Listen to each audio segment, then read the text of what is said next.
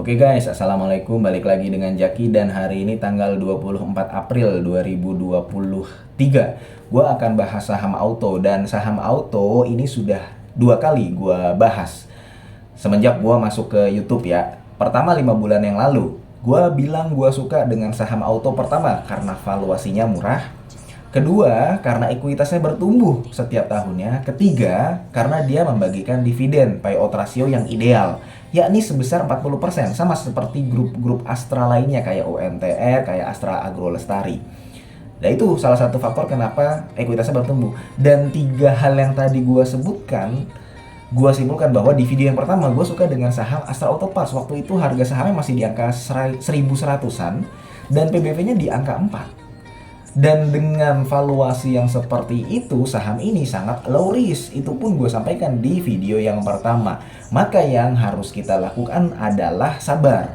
Sabar, sabar, sabar, dan tunggu. Nah, itu kayak lagunya Iwan Fals. Terbukti, sekarang auto sudah terbang. Dan hal tersebut yang gue lakukan pada Alam Sutra. Pada Alam Sutra ya gue bersabar aja, valuasinya murah, low risk, sahamnya sudah mencatatkan keuntungan di tahun 2022. Ya sudah. Kalau sudah waktunya terbang ya terbang. Bedanya Alam Sutra di EPS kuartal 4 kan dia meningkat. Dia tidak mungkin, bukan tidak mungkin sih, kecil kemungkinan akan terulang lagi di kuartal 1 2023. Tapi berbeda dengan auto. Auto ini kan sempat besar di kuartal 4 tahun 2022. Dan gue sudah membuat video di video yang kedua bahwa kuartal 1 2023 tidak akan sebesar kuartal 4 2022. Ada alasannya dan gue sebutkan di video kedua. Karena pada kuartal 4 2022 itu harga-harga suku cadang naik. Dan itu juga gue sudah jelaskan bahwa di video yang kedua gue sebutkan satu persatu kayak oli, kayak Komstir yang tadinya 92.000 jadi 100.000, kayak Boss Drive, kayak Roller, Funbel, dan sebagainya dan sebagainya. Harga part kalau sudah naik ya tidak turun lagi. Sama di bengkel yang gua kelola dan keluarga gua kelola ya, harga partnya sudah naik, ngapain gua turunin lagi? Kembali lagi ke mekanisme pasar, ke harga pasar. Dan Astra ini gua kan beli part dari main dealer ya, dari AHM juga termasuk. Gua nanti jatuh tempo 1 bulan membayar, ya kan? Dan AHM ini lu bisa lihat dari laporan keuangannya juga, dia penjualan suku cadangnya terbesar yang Astra Auto Parts ini ke AHM. Gua ngambil juga dari AHM. Ya AHM jualannya ke ahas-ahas yang ada di Indonesia, salah satunya. Selain itu juga ke bengkel-bengkel lain. Tapi yang perlu gue sampaikan adalah ada kenaikan harga suku cadang sehingga menyebabkan ya pendapatan dari auto ini meningkat. Yang tadinya 4,5 triliun di kuartal 1 2022 naik jadi 4,9 triliun di kuartal 1 2023. Itu pendapatannya. Laba bersihnya kemudian tercermin dari IPS-nya juga meningkat. Laba bersihnya tadi di kuartal 1 2022 cuma 225 miliar. Sekarang di kuartal 1 2023 432 miliar. EPS-nya sama. Yang tadinya di kuartal 1 2022 46 rupiah per lembar, di kuartal 1 2023 menjadi 89 perak per lembar.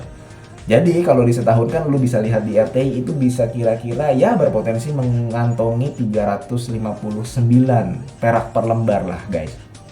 Nah, angka-angka yang tadi gue sebutkan tercermin di indikator-indikator kayak ROE, ROA-nya, net profit margin-nya, kemudian gross profit margin-nya, semuanya meningkat juga. Lu bisa lihat di sini guys, yang tadinya kan gini.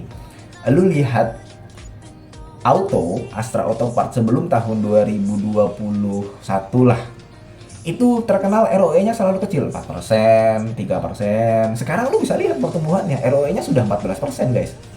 Seperti itu, dan ini dipengaruhi juga ya karena memang ekuitasnya meningkat, kemudian pendapatannya meningkat, laba bersihnya meningkat, dan dia memiliki bagian laba atas entitas asosiasi dan ventura bersama.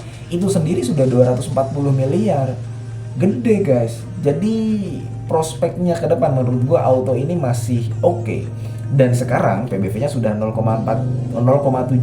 Gua waktu itu buat video pertama PBV-nya masih 0,4-an. Sekarang sudah 0,74. Bagaimana selanjutnya di tahun 2023? Pertanyaannya kan seperti itu ya guys ya. Nah, gampangnya begini. Auto ini dia biasanya membagikan 40% dividen payout ratio. Ya, 40% dividen payout ratio. Dia membagikannya dua kali biasanya, ada dividen interim ya, sama dividen final. Dividen interimnya ini biasanya 20%. Jadi gampangnya begini guys. Ini kan dia berpotensi mencapai 359 perak per lembar dalam 1 tahun 2023 EPS-nya. Ya. Kalau misalkan dia membagikan dividen payout ratio 40% dari laba bersih, berarti dia potensi dividen totalnya adalah 143 perak. 143 perak. Nah, biasanya interimnya adalah 20% dari 143 perak ini. Kalau misalkan lo hitung ya berarti 28,6 perak per lembar. Itu dividen interim tahun 2023 biasanya. Nah, kalau misalkan lo sudah beli di harga sekarang kan udah terbang ya guys ya, 1.900. Maka lo berpotensi mendapatkan dividen yield dari yang interim itu 1%. Kalau misalkan finalnya berarti sisanya kan 80% nih dari 143 perak itu yang belum dibagikan. Lu lihat kalau misalkan lu membeli di harga sekarang 1.900, maka dia berpotensi mendapatkan dividen yieldnya adalah 6%. Sekali lagi ini apabila EPS yang 359 dalam 1 tahun 2023 itu tercapai. Artinya kita tetap perlu mengupdate kinerja dari auto ini. Tapi kalau misalkan lu sudah memiliki di harga bawah, potensi dividen yang akan lu dapatkan dari saham auto ini ya lebih dari 5%. Interimnya 1%, 2% kalau lu beli di harga 1.900 ya. Finalnya lu bisa mendapatkan 6%. Bagaimana kalau lu punya di harga bawah? Nah, kesimpulannya berarti auto sebenarnya masih sangat layak untuk di hold, apalagi lu yang punya di harga bawah, punya di harga 1.100, 1.200, 1.300 dan seterusnya. Jadi itu guys sekilas mengenai auto, dan masih murah kan sebenarnya, dia PBV-nya masih 0,7. Ya, mudah-mudahan video ini bermanfaat ya. Semoga lu sehat selalu sehingga kita bisa bertemu kembali di video-video selanjutnya. Ini bukan ajakan jual atau beli. Gua akhiri, wassalamualaikum warahmatullahi wabarakatuh.